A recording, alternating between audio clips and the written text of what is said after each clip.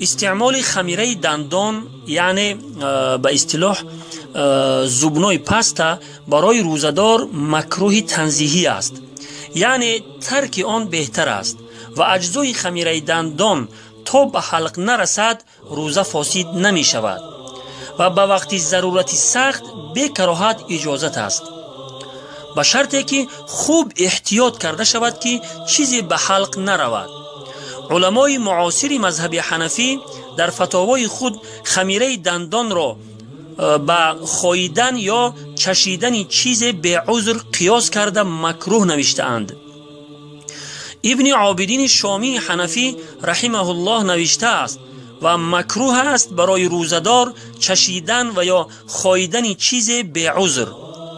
و در دوام عبارت نوشته است که ظاهر این است که کراهت در این چیزها کراهت تنزیهی است و خمیره دندان که مزه شیرینی و یا تیزی که دارد، برای همین علمای معاصر مذهب حنفی استعمال خمیره دندان را برای روزدار مکروه تنزیهی نوشته‌اند.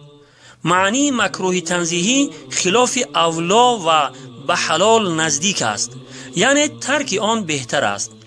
از همین جهت برای روزدار بهتر این است که خمیره دندان را در روز رمضان از روی احتیاط استعمال نکند، بلکه به جای آن از مسواک استفاده کند که استعمال آن برای روزدار اجازت است. صاحب فتاوای دارالعلوم زکریا حضرت مولانا مفتی ضیاءالحق، استاد حدیث و مفتی دانشگاه دارالعلوم زکریا در جنوب افریقا که از علما و مفتی های حنفی مذهب و از مهارت خاصه در اصول فتوا برخوردار است، نوشته است: ولی از آن جهتی که مزه خمیره دندان به مثل مزه مسواک برای انسان مرغوب و دلکش کی نیست، بلکه وسیله برای تازه کردن دندانها که هست، از همین جهت بر استعمال آن زیاده نکیر کردن در کار نیست، یعنی در منع آن زیاده سختگیری کردن در کار نیست. خلاصه کلام این است که چطوری که گفتیم بهتر آن است که روزدار استعمال خمیره دندان را بعد از غروب آفتاب انجام دهد، نه در روز رمضان، و اگر ضرورت سخت پیش آید با احتیاط کامل می تواند استعمال کند. و البته این را هم فراموش نکنید که اگر مزه خمیره دندان را در حلق احساس کند روزه فاسد می شود و قضای آن هم واجب می شود. والله اعلم بالصواب.